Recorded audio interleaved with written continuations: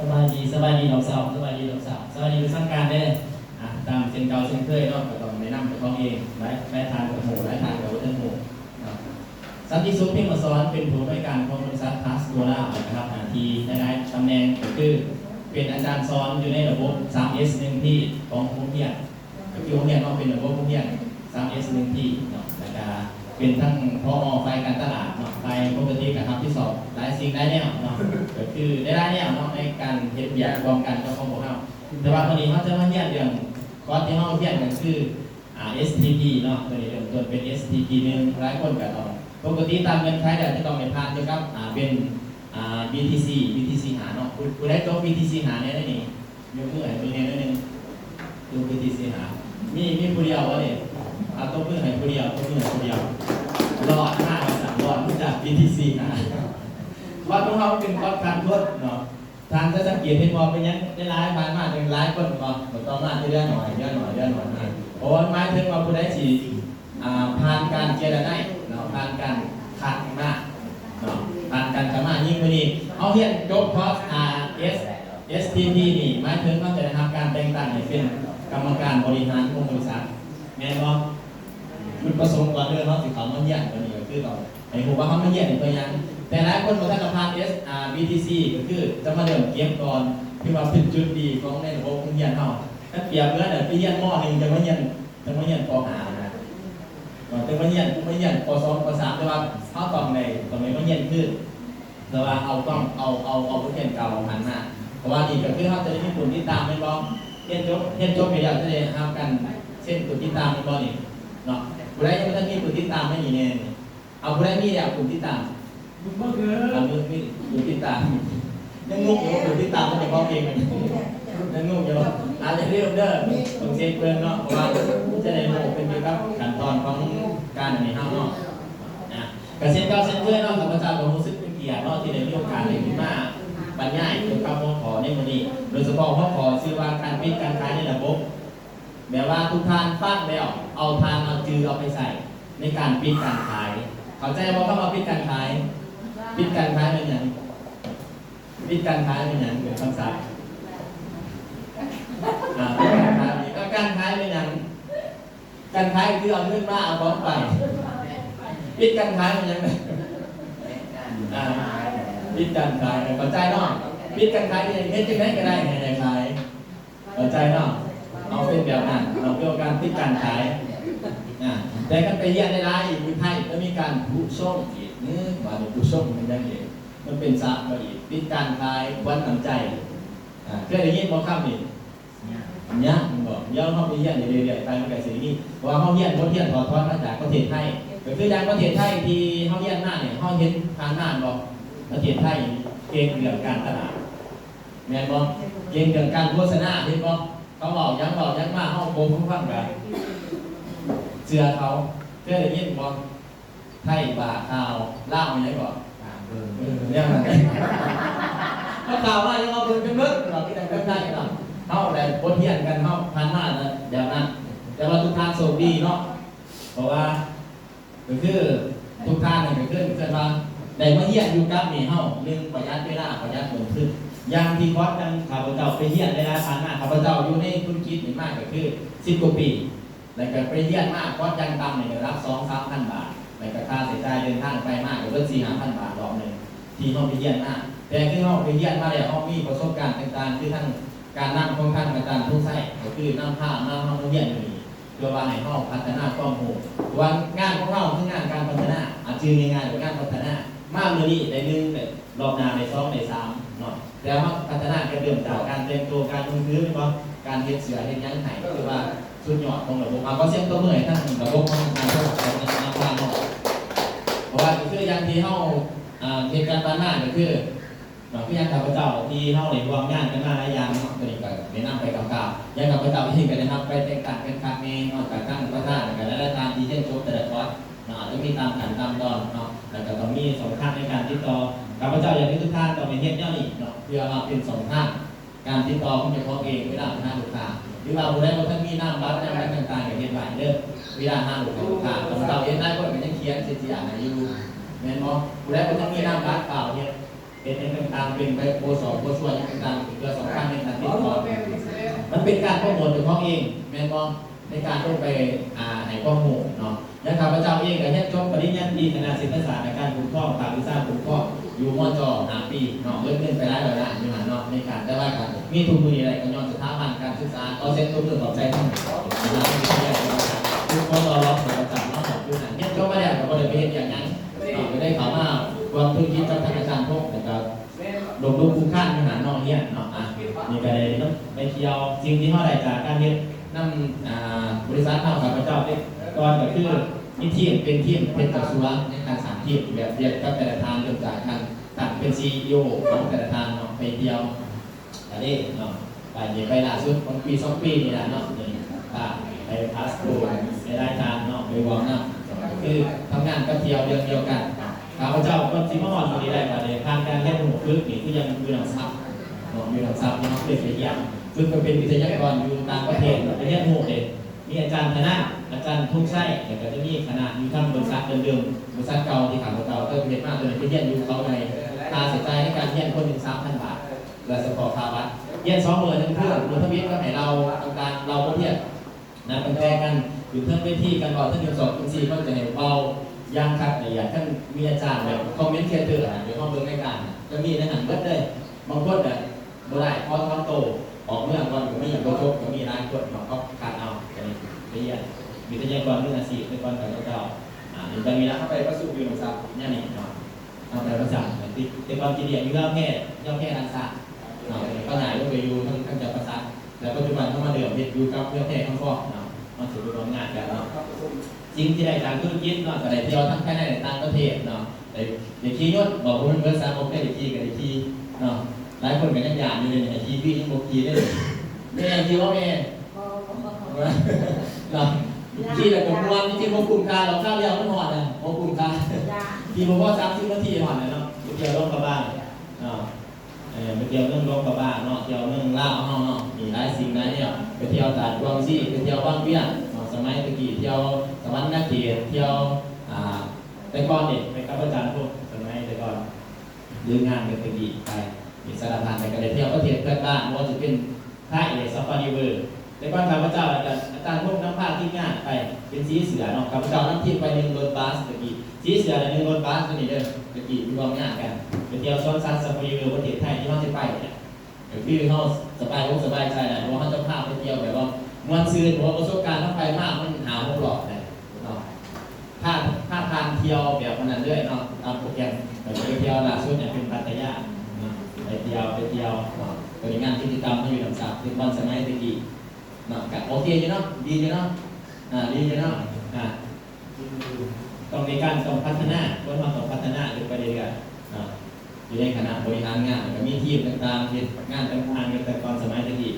นี่เป็นคณะกรรมการในรอบก่อนเป็นรุ่นบุกเบิกของบริษัทบางคนจริงๆเหมือนกันใครจะบอกโมพานแบบนี้แต่ว่าบริษัทเราเดินก่อตั้งผู้ใดมีจิตมีใจมาทำการประทานเป็นหักเป็นซอยและเป็นจ่ายแต่หลังจากวันที่เท่าไหร่วันที่26-27ก็ได้เปลี่ยนคณะกรรมการก็คือความหมายว่าเขาไปอยู่ของเขาแหละเป็นตำแหน่งเก่าเขาแต่ว่าเขาจะไม่มีโอกาสพัฒนาหรือว่าเป็นตำแหน่งยืนขึ้นมาก็คือยังในกลุ่มอ่านกลุ่มไม่ได้เลยอ่านกลุ่มไม่ได้จะได้มีการที่บอกที่ยังผู้ใดมีโอกาสเจ้าพานก็คือเขามาทายผมให้ก่อนไหวก่อนเพราะว่าการทำเหตุตัวนี้มันต้องกลุ่มไป2 ปี 3 ปีกันไม้ถึงไปเป็นแล้วสมมติว่าเอาเหตุไปอีกเดือน2 เดือนข้างหน้าเป็นแล้วเขามาทายผมจะผู้ใดมีผมไม่บอกฉะนั้นถ้ามีโอกาสผู้ใดอยู่ในเงินท้ายแล้วผู้ใดว่าสีเหี้ยนมันได้แล้วมาเกี่ยวตัวนี้มูนี่เสียไม่ได้กับเขาแต่ยืมเป็นไปก่อนเอาไปก่อนเนาะเจอว่าใส่นั้นการก็ทานถึงจะตัดไหนบอลต้องตีเลยพอขั้นเปลี่ยนบอลทีนึงมันก็มีการเสียใจเนาะมันเสียเปลี่ยนปีเนาะนี่นะครับสิมีการลองแพ้เด้อลองแพ้อยู่เจ้าแพ้ห่อเนี่ยเนาะอยู่ทั้งฐานกันนะในตอนสมัยตะกี้เนี่ยก็เริ่มต้นจากเป็นเสือสีดำเป็นเสือ VIP ก้อนเนาะในการไปเนาะสมัยตะกี้อยู่ทางล่างนี่แหละหลายทางที่ยังอยู่ร่วมกันผู้ใดอยู่ร่วมกันสร้างซอยกันเนาะเพราะว่าตรงนี้เขาก็มาเริ่มต้นที่เขาก็พัฒนาให้ทุกท่านเป็นเสือสีนี่เนาะเป็นกรรมการคณะกรรมการซึ่งว่าได้ละเอียดต่างๆทุกท่านกับโปรโมทนอกเราจะได้เงินใช้ยังไงได้สะสม EP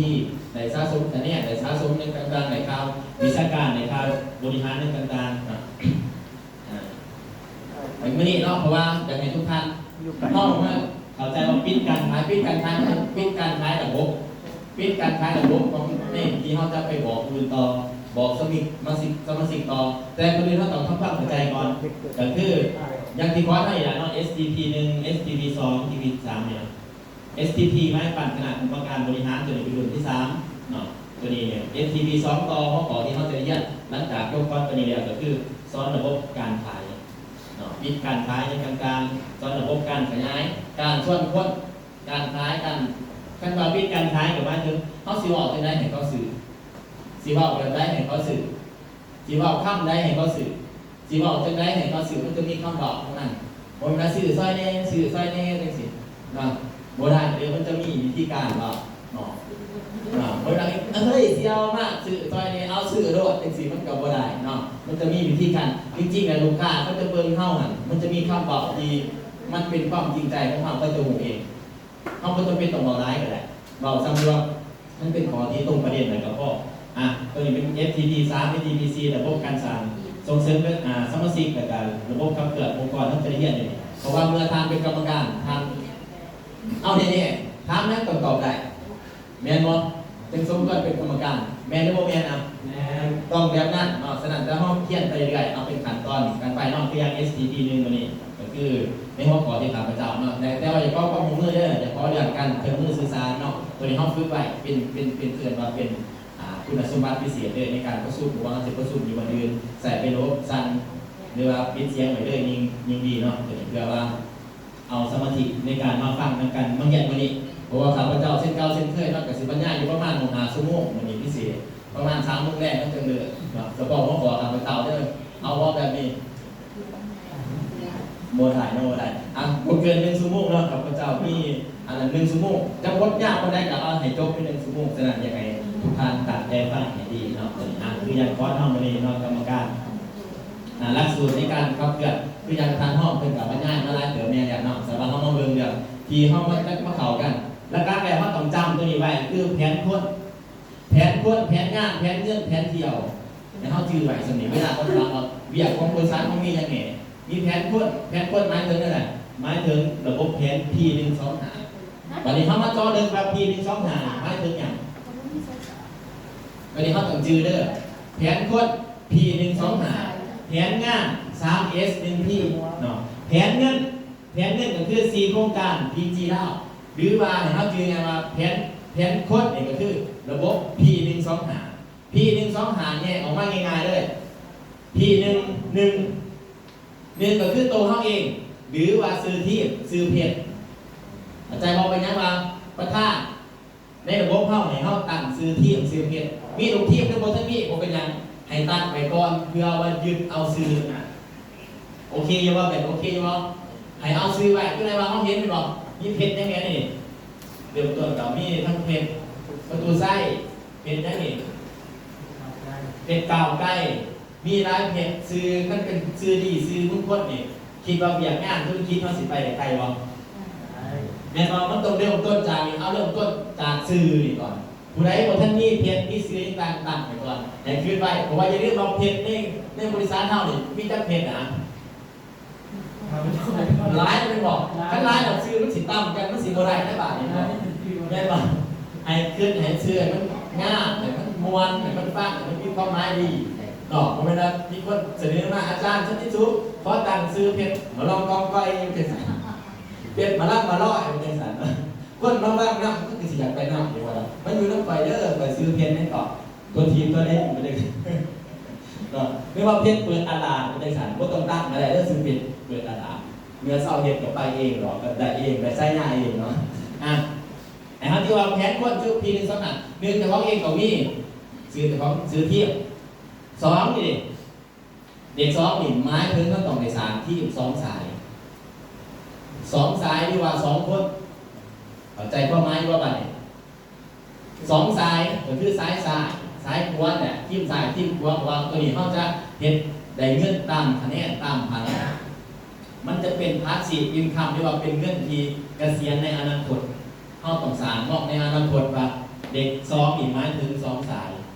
หาเขาหาบ่ได้ให้หาแต่2 คนปั้นแต่2 คนน่ะให้จริงเขาก็ด้วยได้อ่านคิดบ่ ดี๋ยวว่า2คนเข้ามาให้เป็นเบิดเก่งกว่าเฮาเข้ามาในระบบเป็นแบบเบิดเป็นแบบเก่งว่าซั่นซะใส่คนนึงเพราะคนนึงระบบในระบบจริงๆเขาต้องการไป2คน2คนแต่ก็ยังไปหามาหลายเพราะว่าหลายคนก็ต้องคัดเอาแต่2คนแม่นบ่ลองคือผ่าแต่เนาะฉะนั้นเราต้องไปคิดยังไงไปส่วนผู้อื่นมาได้ก็เอาบ่ได้ก็เอาเฮาก็ส่วนมาก่อนเอาเฮาบ่ต้องไปคิดว่าเฮาต้องสร้างเขาจังไดก็สิเป็นจังไดบ่ต้องคิดจะเฮ็ดจังไดสิส่วนเข้ามาบริษัทเท่าใดสิพาเขาไปเจอสามีพ่อนี่มันคือเป้าหมายของ P125 บัดนี้หาได้บ่นี่เด็กหาเข้าใจบ่เอากรรมการเข้าใจบ่เด็กหามาถึงนั้นเข้าใจว่ากรรมการเก่าแต่กรรมการเก่า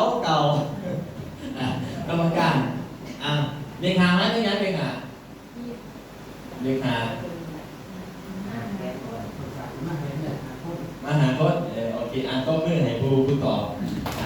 ถือว่าใครมาไม่ถือผู้ทั้งโบเบอร์หาคนหมายความว่าจริงๆอาจจะมองหาอะไร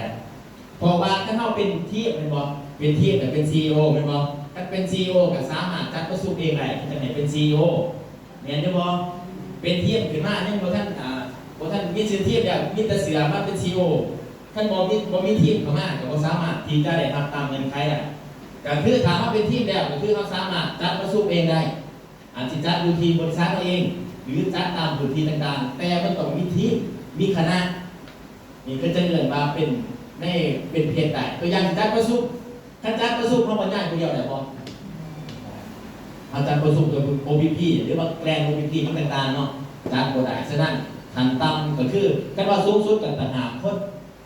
ทีมคนที่จะเห็นหรือเขาอาจบ่ถึงอาจจะมีแต่2-3 คนทำ3 คนขึ้นไปก็ได้ที่ว่าจะเห็นคือเป็นยังเรื่องยืนรักแต่ต้องเป็น MC เป็นบ่ MC 2ต้องบรรยายเรื่องบริษัทอาจารย์บรรยายเรื่องบริษัทเป็นบ่บรรยายบริษัทแล้วก็สินค้าร่วมกันก็ได้3บรรยายเรื่องการแผนการตลาดบรรยายแผนอย่างเงื่อนต่างๆเนี่ยอาจารย์บทที่2อาจารย์บทที่3ก็คือหมายถึงบรรยายเรื่องปิดการขายแล้วก็เป็น C ก็คือเห็นเป็น C หรือว่าเขามีหลายคนถึงคนนั้นแต่ถ้ามาตามมาประธานบริษัทก็คือเอาหาคนมี MC อาจารย์บรรยายบริษัทอาจารย์บรรยายแผนการตลาดอาจารย์บรรยายปิดการขายแล้วก็เห็นเป็น C ตอนทำเป็นต่างๆนะก็คือเขาสังเกตว่าเวลาเขาจัดประชุมกันได้ต้องมีอาจารย์หลายคนแม่นบ่อย่างน้อย3 คนหาคนขึ้นไปอันนี้จะว่าเป็นที่จะว่าแผน P125 แผนคนก็คือเขา3 คนอยู่ใน P125 ให้เขาเข้าใจไปเรื่อยๆเขาจึงจะสามารถตีความหมายได้อันนี้ยังงงอยู่P125หรือตะเมียนอยู่P125เป็นยังไงบางท่านเข้าใจแจ้งฉะนั้นมีเคลียร์บ่จ้าแจ้งบ่เข้าใจเนาะบ่เข้าใจก็ต้องเข้าใจนะไปบอกหมดปันนี้เนาะต้องเข้าใจนะเปล่ามากข้าพเจ้าเชื่อว่าบ้างเดือนP125เป็น100 เดือนน่ะแม่นบ่เป็น100 เดือนนะนี่แผนคนมาในแผนงานเฮานี่ 3S 1P 3S 1P เฮามีหยัง 1S 1นี่ดิเปิด S2 นี่ดิตาม S3 ปั่นบัด P1 นี่P1คือถ่ายคืองานโปรโมชั่นปาร์ตี้ท่องเที่ยวนี่คืองานที่เฮาเฮ็ดได้นี่คือเฮาไปเฮามาบริษัทกันเดียวเป็นงานเบิดแต่ว่า S1 นี่เปิดนี่หมายความว่าเป็นคณะบริหารงานเป็นอาจารย์สอนเป็นผู้บริหารที่สามารถเปิด S1 ได้ก็คือไปพบพันเอกสารเรียนขันเมืองขันแขวงจังซี่น่ะที่เขาจัดกันโดยยาว OPP สัญจรอยู่ล่าสุดก็คือที่ทางแป้งนะครับตัวนั้นเป็นในนามของคณะบริหารก็คือในนามของอาจารย์นั้นแต่ว่าเมย์บุญมีก็คือเป็นผู้เป็นกรรมการเสนอเฮ็ดต่อหรือว่าทางอื่นจะเฮ็ดอยู่งานอื่นแผนอื่นก็ได้แบบนี้นี่คือว่าในหน้าของS1 นี่ S1 เปิดบริษัทก็เปิดให้เรื่องความมั่นใจเรื่องเอกสารเรื่องงานนิติกรรมนี้ต่างๆบริษัทเปิดให้วันที่2นี่ S2 นี่ S2 นี่หมายถึงว่ากรรมการเฮาเฮ็ดเองได้คือลงไปจัดโฮมเซลจัดเฮาส์มีตติ้งที่เฮาลงกันนี่แหละกลางค่ำกลางคืนเกิดว่า S2 หมายถึงลงไปตามปกติเฮาก็ว่าสบายดีมาจากบริษัทลงมาติดตามมื้อนั้นผู้ที่เคยได้ไปฟังในงานประชุมมื้อนั้นที่จัดอยู่วัดหรือว่าที่ต่างๆที่เฮาว่ากันเนาะลงมาติดตามว่าใส่ปุ๋ยใส่ผลิตภัณฑ์ใส่กาแฟที่ต่างๆเฮาเป็นแนวใดไปลงมาตามตามก็คือกรรมการเฮาบ่แม่นให้บริษัทได้ไปตาม พิดระบบด้วยพิดเบียกด้วยเนาะต้องแบ่งหน้าที่กันเนาะในการเรื่องในการสื่อการขายก็ถึงกับเป็นทีมในการไปขายจะมีขั้นตอนอะไรแต่เรื่องพิดการขายก็ถึงกับเป็นซอฟก็ถึงกับกรรมการได้หมดเนาะการมาในส่วนของบริษัทเป็นบรรยายกับบรรยายในส่วนของบริษัทจบส่วนที่ได้กับมอบให้กรรมการต่อ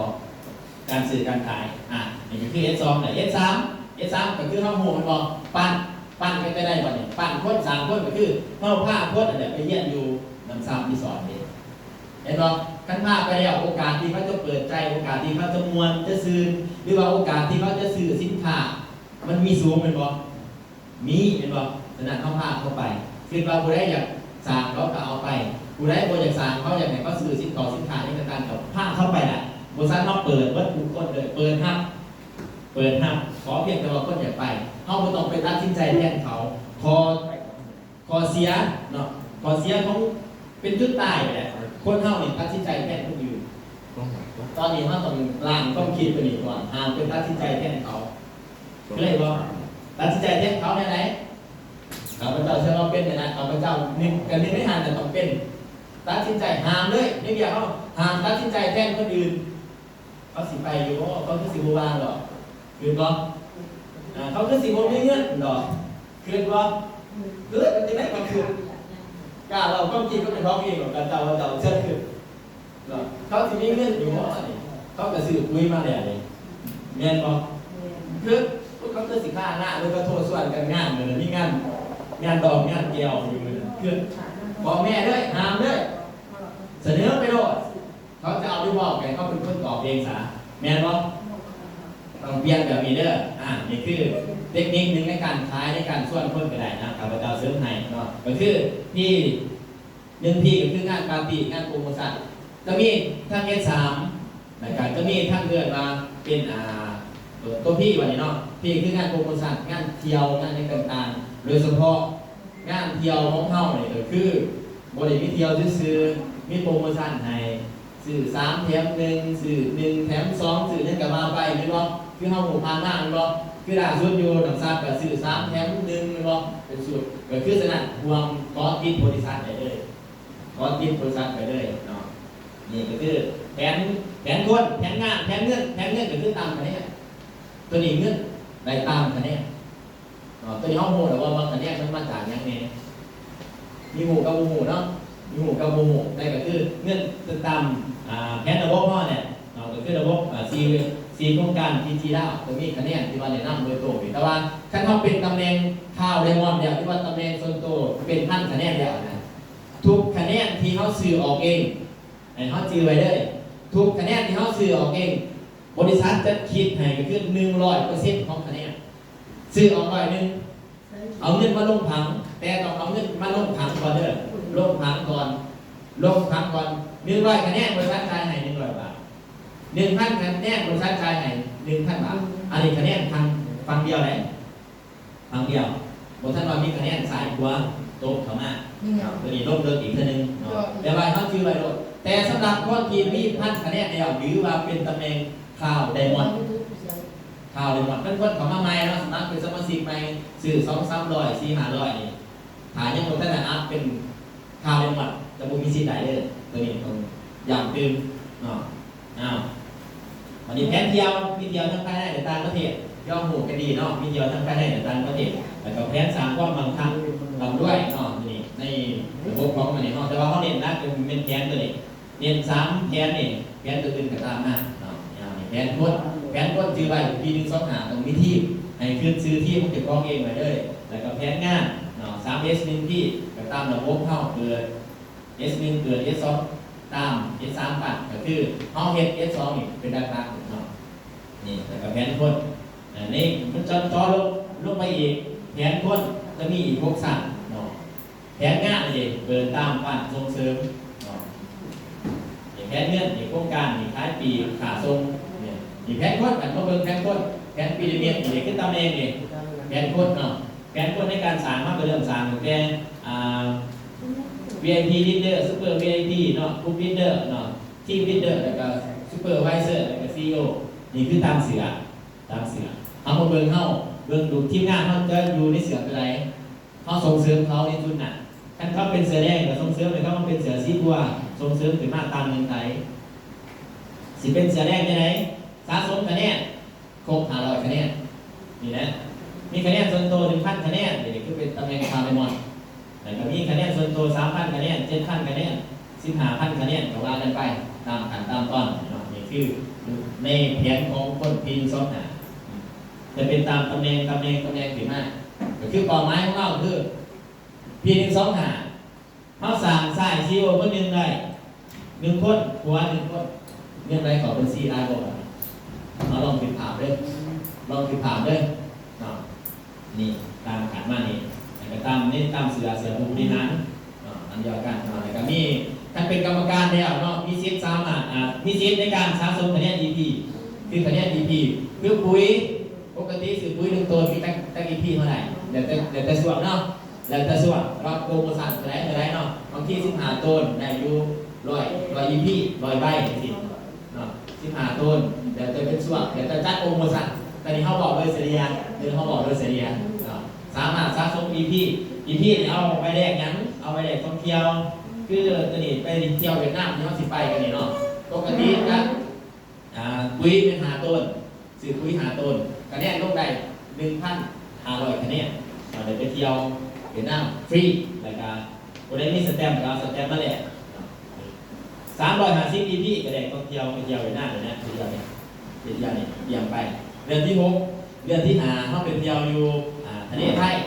เดือนที่ 6เที่ยวเวียดนามนอนทุกเดือนมีเที่ยวมันเป็นจุดดีที่เขาจะสามารถไปพัฒนาข้อมูลไปเที่ยวโมเมนต์ไปเที่ยวอย่างเดียวเลยสมาชิกข้อมูลได้แต่ว่าคณะบริหารคณะกรรมการอย่าลืมเด็ดขาดได้เราจะต้องไปเที่ยวต้องไปดูแลทีมงานต้องไปดูแลทีมงานนี่คือในการไปแย่งงูเพื่อนำทีมนี่ในระบบปี1 2 5นี่ผู้ได้เป็น CEO เป็น CEO มีทีมแล้ว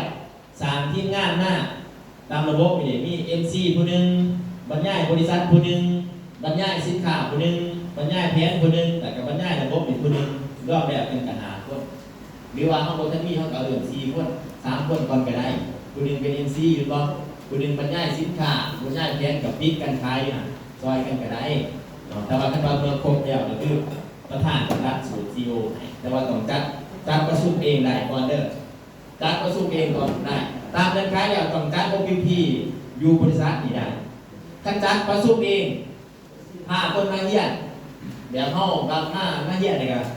ถ้าคนมากบริษัทกับมีเงินค่าแล้วถ้าโดนแหนที่เก่านี่คือหลักการของ CEO เลยหรือว่าเขาไปจัดแบบเดียวว่าจัดอยู่ท่าแจ้งแต่ตอนอยู่ท่าแจ้งเขามันคนร้ายเนาะ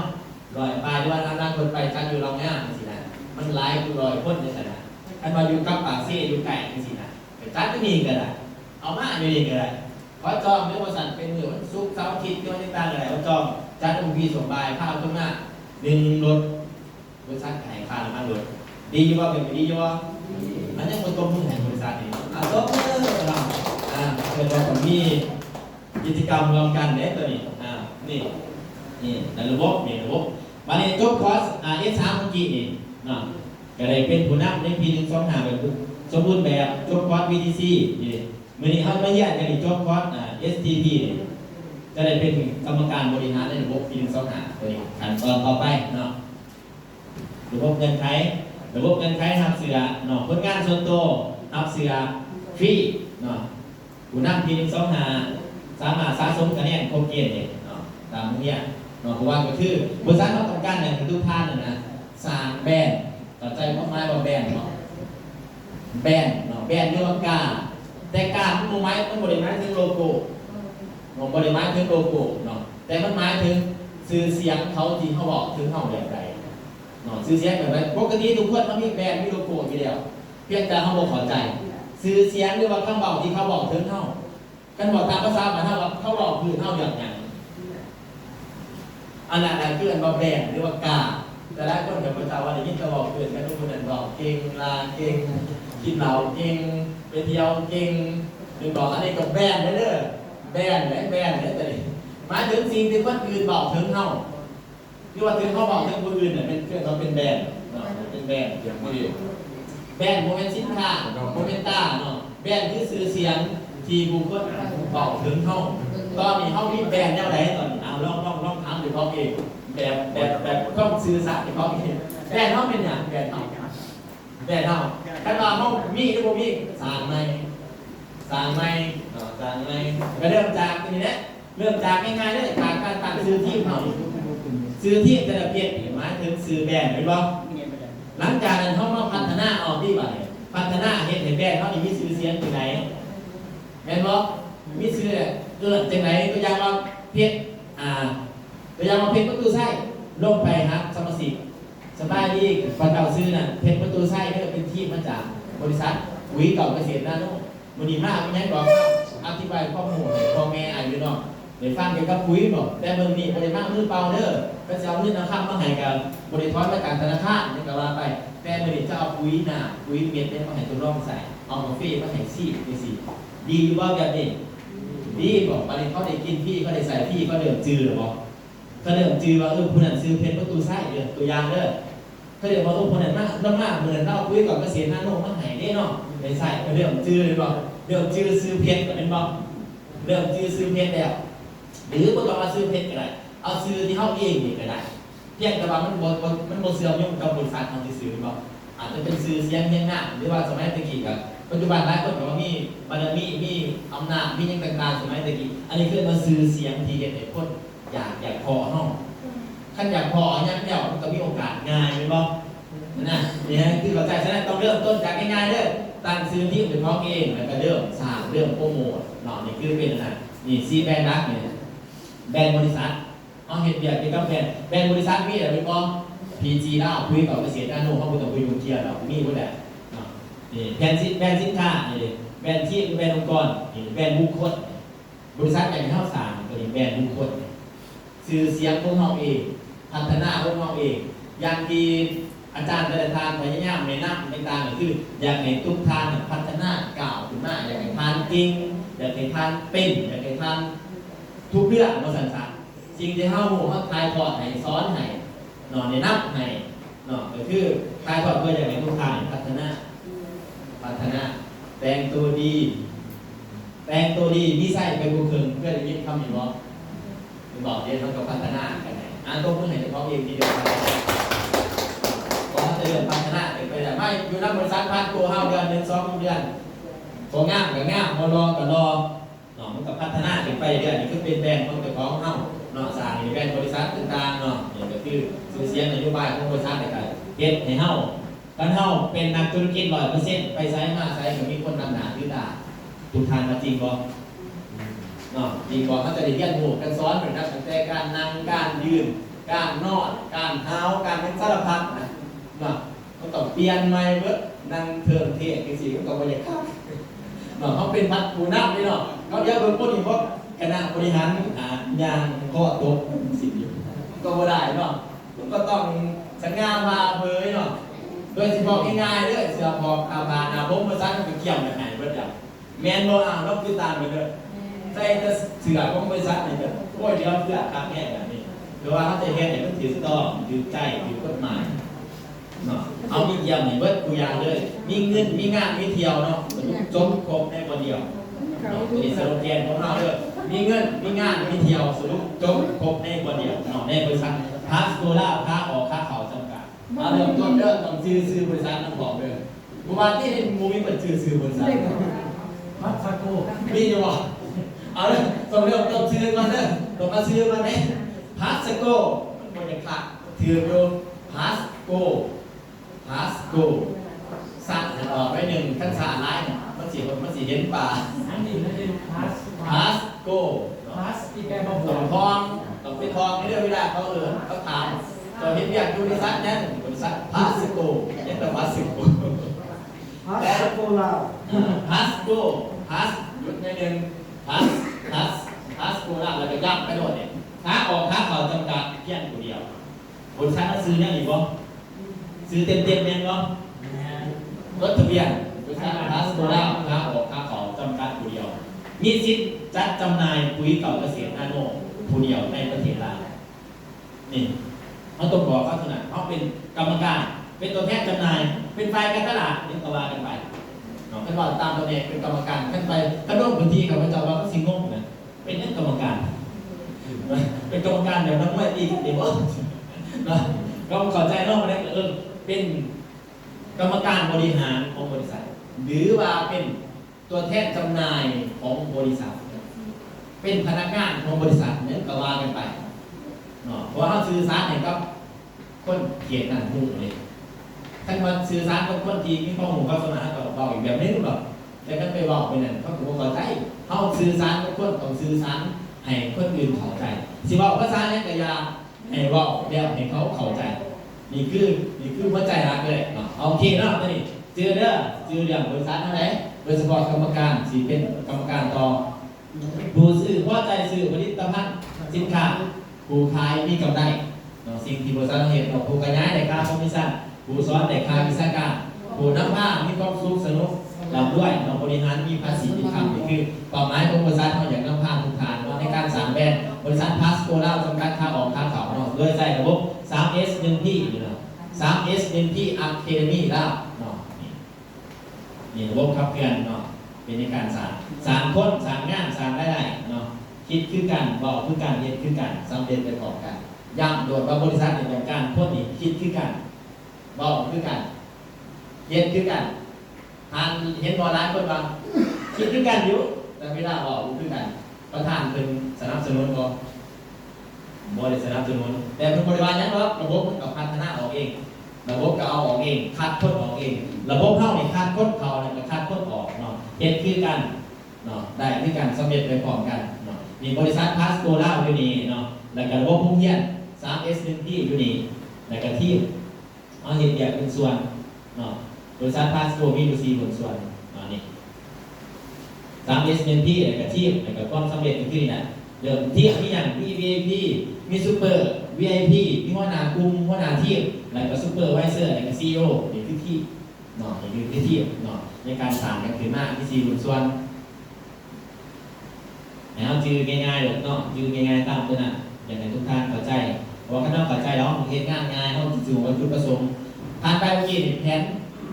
ผนคนพีนิสหาขอซ้อมตัวนี้แผนงานก็คือ3S 1Pเขาเนี่ยเปิดตามปั้นเปิดตามปั้นเนี่ยเขาจุดประสงค์ว่าการเขาลงโฆษณาลงเผยแพร่เป็น S2 ลงตามเพื่อนตามสร้างเป็น S2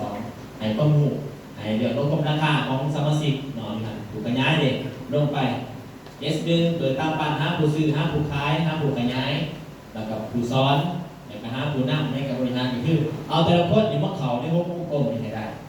แต่ทำต้องเรียนนี่ต้องเริ่มจากตัวเขาเองนี่ให้มันได้ตอนนี้เฮาหอดอยู่จุดใดให้เฮาเรียนไปเรื่อยแล้วก็ตั้งกฎไปแบบว่าถ้ามีการประชุมทุกเสาร์อาทิตย์ต้องมีความนั่งเพื่อพัฒนาข้อมูลเฮาดีไว้การนั่งของท่านอาจารย์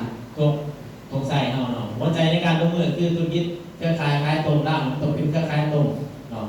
ก็คือแผนงานคือวงกลมตัวนี้เขาต้องเลยทองต้องเลยทำความเข้าใจอย่างไรเนี่ยตัวนี้นี่คือเป็นในวงกลมก็คือไอ้ทานที่ว่าเวลาทานจะไปจ้างพวกมาเห็นเนี่ยเห็นสร้างทานจะจ้างสร้างที่ว่าผู้รับเมานี่นะราคาสูงแต่ไหวเนี่ยเสียใจไหลที่ว่ามีทำประกันทุกอย่างหรือว่าทานจะไปจ้างสร้างที่ว่าราคาถือแต่ว่าไหวใจหมดอ่ะทานจะจ้างหมดได้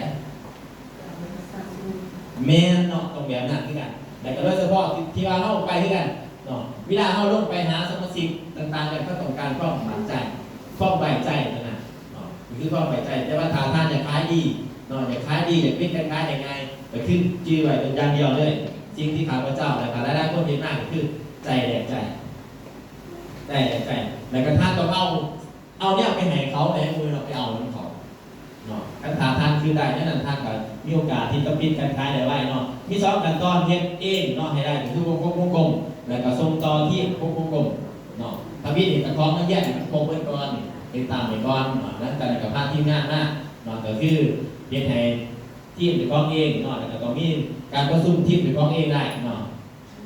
พัฒนาเริ่มต้นจากการตั้งชื่อทีมในการเรียนเหมือนกันนี่แต่ก่อนกับท่านห้องเฮ็ดอาจารย์ธนานเฮ็ดอาจารย์สันติเฮ็ดหลายคนเฮ็ดที่ว่าจะต้องเป็นทีมเป็นสร้างโลโก้สินค้าต่างๆเป็นก้อนเองขึ้นมาตัวนี้ก็คือขายกับเมื่อวานนี่ก็คือ คือเอาเห็ดบอกวิธีอยากซื้อสินค้าน้ำมูกคนที่เขาดูจักบอกวิธีอยากซื้อฉะนั้นเท่ากับมันเรื่องของ STP เขาจะมีซอสเกี่ยวกับการขายการบอกการขายคือ BTC ผ่านหน้าซอสอย่างนั้นอยู่บ่ซอสอย่างการเบาไปบ่อย่างการจับไม้อย่างการถึงเครื่องเวทอกเวทีเพื่อว่าให้ทานก็ทานบอกอยู่นี่เก่งทานลงไปบอกอยู่คนอื่นง่ายบ่ง่ายบ่ไม่ได้สื่อสารกับคนอื่นนี่เพราะว่าคนอื่นเขามานั่งฟังเขาบ่ได้มาสื่อเขาบ่ได้ถามสื่อเขาเมื่อไหร่โอ้เขามาถ่ายนะเขามาถามจับผิดแม่ก็มาถามเขาจับผิดแต่ก็จับเขาบอกผิดได้หนึ่งแบบเขาบ่สื่อบ่นั่งสั่งไปหมดเขามาถามจับผิดไอ้พอจับผิดจะได้มาถามคุยเจ้าใส่เป็นไรเมียนบอกใส่สิเห็นผลบ่สิดีบ่นั่นแหละก็เขามาถามจับผิดเมียนบอกขนาดเขาตรงบ่มีปอผิดพลาดตายขนาดผิดพลาดเล็กๆน้อยๆจะกลับมากันไปเรื่องการบอกการสื่อสารเนาะเดี๋ยวมาถามจับผิดมาถามเที่ยงเขาบอกกันดิเมียนบอกแดงง่ายๆเลยพักตามหางเข้าไปเลยคือเมียนต้องเจ้าเลยอ่ะเพียงเราสุดท้ายเท่ากับแต่ว่าเกี่ยวมาหาบริษัทเราเกี่ยวมาหาสินค้าเราตัวนี้เป็นเทคนิคในการปิดการขายมันมีหัวข้อต่อไปอีกเนาะนี่คอร์สเนาะเดี๋ยวพี่มาว่านี่สิ่งที่ว่าเยี่ยนคือซีคอร์สเนาะการเยี่ยนจบแล้วผู้ได้ซึมซับก็ได้ผู้ได้เยี่ยนหูได้โอ้เก่งแห้งนะเก่งแห้งเลยนะเพราะว่าคอร์สที่เอามาอยู่ในคอร์สถึงหมายถึงเป็นคอร์สระดับประเทศก็สอนกันอยู่ประเทศไทยเลยเอาเขามากนี่ได้เนาะนี่ก็เตรียมตัวเนาะเป็นผู้นำข้างในของเหตุกรด้วยกรทีมงานต่างๆดึงมาตามหลังมาแต่กองไปก่อนพาสโกห้องแผนการตลาดจื้อไว้3ขั้นตอนง่ายๆเลยเปิดตามปัดS1 1 2 3นี่แหละเปิดบริษัทเปิดให้ตามเขาเห็นหน้าที่ใน S2 ตามหาคนเขาประสุมตามหาคนเขาท่องเที่ยวเนาะเที่ยวนี่มันย่อมหาโปรโมทกันผู้ใดดูน้ำการมาหลายป่าหลายปีเราไป10 กว่าปีเที่ยวตะกี้ยังโปรโมทคือเดียวนี่จึงได้จังหวัดสัตว์แต่ก่อนอาจารย์ทุ่งบริกินจริงว่าหรือกล้วยทำกับบริกินด้วยกันไม่ว่ายังปฏิบัติมาหมดปัจจุบันบริกินคือ10 กว่าปีเนาะหรือเรียกยังขนาดที่โน่นเนาะเราเรียกบริกินหามาเที่ยวตะกี้มันก็ยังม่วนบัดมากปัจจุบันไปไหนบ้างเนี่ยม่วนกันเนี่ยหรอมันบอกว่าเวิร์ดจันทร์สติไอ้พวกนี้เป็นตาจันทร์ดวงกันเขาอยู่ต้องการมากมันไม่เอานานน่ะมันเองม่วนแต่ทุกบอกยังม่วนกันอีกนะเนาะเปิดตามปัดมาคนมาม่วนมาซื้อโดยเฉพาะเพื่อแพร่เขานี่เป็นปิดหรอบ่เป็นปิดหรอบ่อยู่ในการปิดหรอบ่ปิดมือเนาะที่โรคแพร่น่ะที่คนตาปิดเลยเราควรได้มีโอกาสกันได้งานอยู่ถ้าเขามาม่วนมาซื้อนี่แหละอยู่ในงานเมืองคนอื่นมาม่วนมาซื้อไหนกันมีความสนุกสนานในการจะไปอย่างหน้าบริษัทเท่าว่าห้องเป็นแผนตัวในการตอนในการเห็นวิธีการบรรยายแผนก็คือพาสโกด้าขั้นตอนเปิด S1 บรรยายแผน5% 15%ขั้นตอนที่2ก็คือขั้นตอนตามก็คือบรรยายทำตัวแทนจำหน่ายทำตัวแทนทำได้อยู่4 ท่าขั้นตอนการปั่นก็คือ S3 STP จะนี่เป็นบรรยายแผนก็คือเวลาอ่านเข้าตรงทับต้องกระจายว่าถ่ายจัด S2ฐานจัด S1 กับหมายถึงว่าแผนที่เขาจะบอกแบบว่าทำได้จากการสื่อการขายได้ว่าเป็นได้หนา10% 15% ตามเงินไขถามว่าเป็น S2 ในการเกิดตามปากหมายถึงว่าเขาลงไปติดตามหาลูกค้าที่เขาไปจัดประชุมกันนะเนาะการบรรยายตามเพื่อนนะตามเพื่อนเพื่อนเราบรรยายจัด S2 ท่านบรรยายอยู่นี่ว่าเป็นวารารามออฟฟิศวารณะออฟฟิศที่วันนี้สำนักบ้านเปลี่ยนมาเป็นการบรรยาย S1 เอาจะมาสามารถแต่บางจริงๆเดี๋ยวมาสามารถบอกเลยว่าส่วนเป็นสมาชิกได้เพราะเป็นกฎหมายหาอยู่เดียวแต่ถ้าเราเมื่อสร้างถ้าสามารถส่วนได้มันจะต้องสมัครสมาชิกเป็นสมาชิกได้ซึ่งผลประโยชน์ในต่างๆเขาตะวันกันคือเขาสามารถบอกได้ทุกอย่างเลยอยู่ใน S2 อยู่เนี่ยมันเป็นสปอร์ตตัวจงS2 มันง่ายประมาณมีคน1 2 คน3 คน4 คน5 คนกับส่วนมาฟังได้เอามาได้ไม่ได้คนสินานคนนะคนต้องยากบ้างจะมีคนเป็นกับฟังมาฟังมาสื่ออย่างต่างๆคนต้องยากในนั้นไปก่อนในนั้นได้ไปก่อนแต่หลังจากกรรมการในบาอาจารย์เขาไปเองเขาหรอกเขามีวิธีโหการสื่อการให้เองเขาตัวนี้มีขั้นตอนในการเทสพาสโกเฮาเนี่ยปัจจัยง่าย เปิดตามปัดห้องไว้เลยนะเปิดตามปัดเปิดตามปัด1 2 3 1 2 3เปิดตามปัดเย็นพัสโกยังเปิดตามปัดท่องไว้เลยนะแล้วก็พัสโกขับเคลื่อนตามระบบเนี่ยหาคนคัดคนสั่งคนสนับสนุนส่งเสริมในประกอบงานในเหตุนี่คือในการจัดการคนแต่วันที่ส่วนตัวนี้ห้องก็สามารถเฮ็ดได้แต่ตั้งแต่มันเป็นหน้าที่ของบริษัทเรื่องการหาคนมาเขาก็คัดเอาน้ำเราบางคนเป็นคือเนี่ยเขาเอาต่อมาหลังจากนั้นบริษัทก็คัดเองนั่นเองว่าผู้ใดมีความรู้ความสามารถโดยเฉพาะในระบบพวกเขาเนี่ยเป็นระบบส่งเสริมทานได้เขามากแบบใดก็ตามหรือว่าสมาชิกได้เขามากแบบใดก็ตามบริษัทเขาจะส่งเสริมให้เป็นสิ่งนั้นผู้มั่นซื้อก็ส่งเสริมให้ซื้อจัดโปรโมชั่นให้รองผู้อยากขยายก็ส่งเสริมขยายผู้อยากสร้างคนก็ส่งเสริมสร้างคนผู้อยากเที่ยวก็ส่งเสริมให้เที่ยวขนาดกรรมการเท่าหรือว่าเมทำเป็นที่ผู้นั้นโบตอกไปบอกอย่างให้เขาการบอกตามภาษาบ้านเขาอ้อยเอายั่วเอาเนาะใส่ข้าวบออ้อยเอาก็ได้ใส่ข้าวบอยั่วเอาก็ได้มันคือความจริงเดียวเนี่ยนี่คือแผนของบริษัทที่เขาจะสร้างก็คือเขาจะโบตอกไปบอกอย่างเด็ดขาดเลยเพราะว่าเขาบริพิษ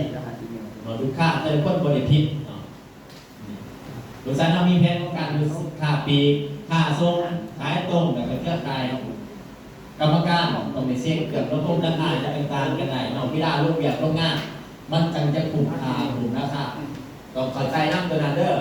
เพราะว่ามันขึ้นกับการขายเนาะขึ้นกับการขายในเฉพาะขายปี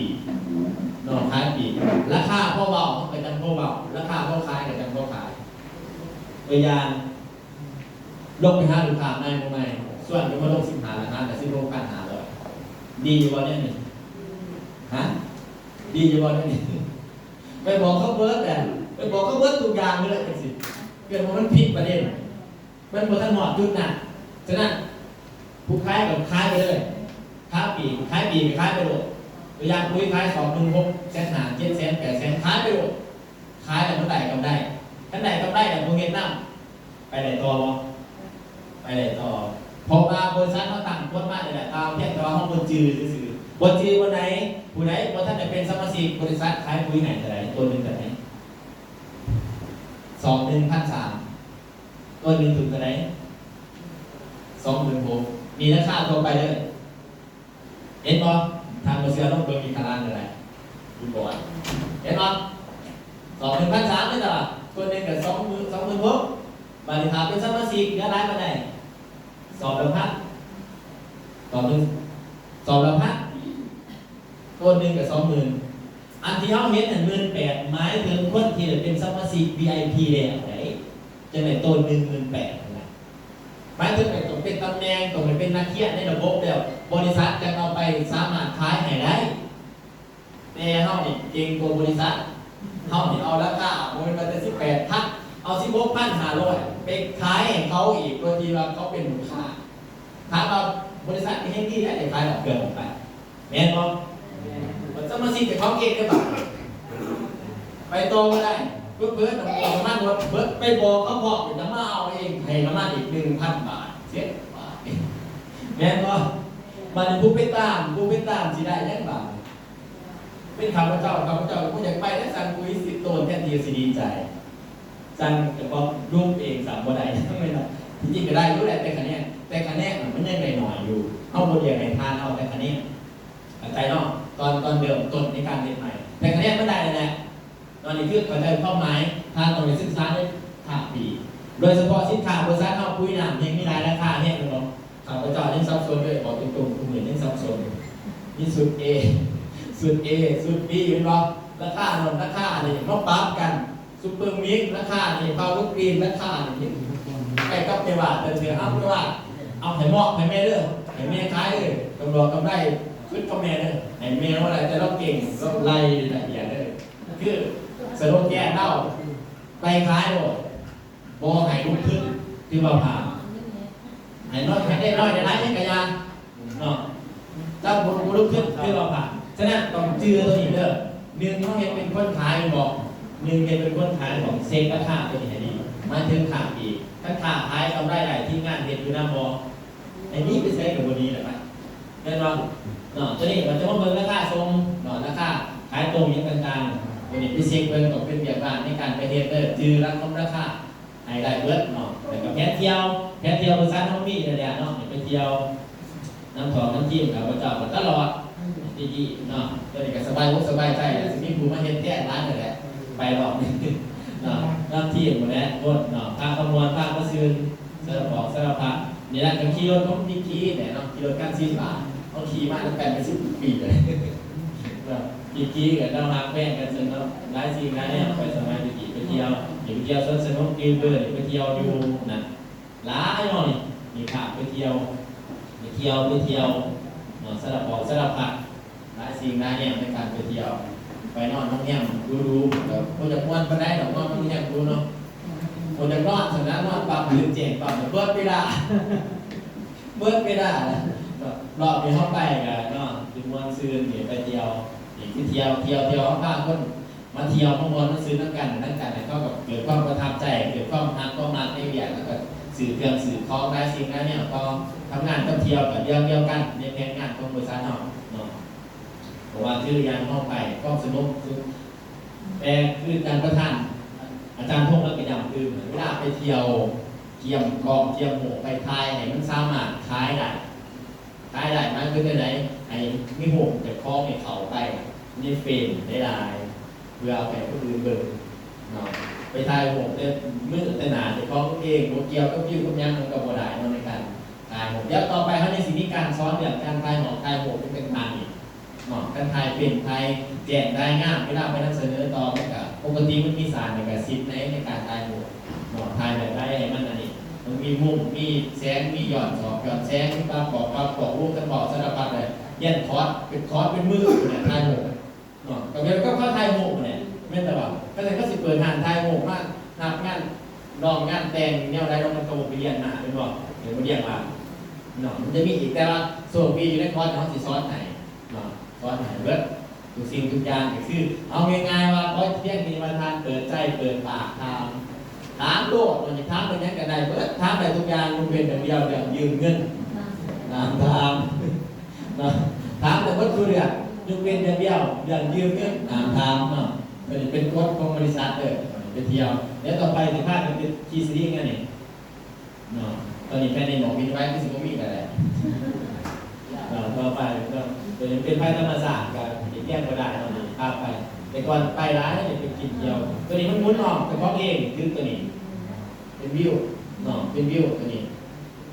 เวลาแล้วแพงพาคนกินไปกินบุฟเฟ่คนนึงถ้าเป็นคนต่างชาติเนี่ยมันเสียแล้วประมาณคนนึงเป็นพันเนี่ย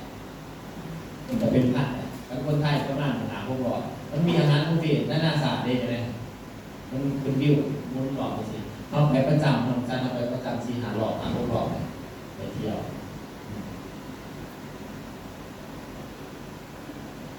เราจะพาทีมงานไปให้ได้คน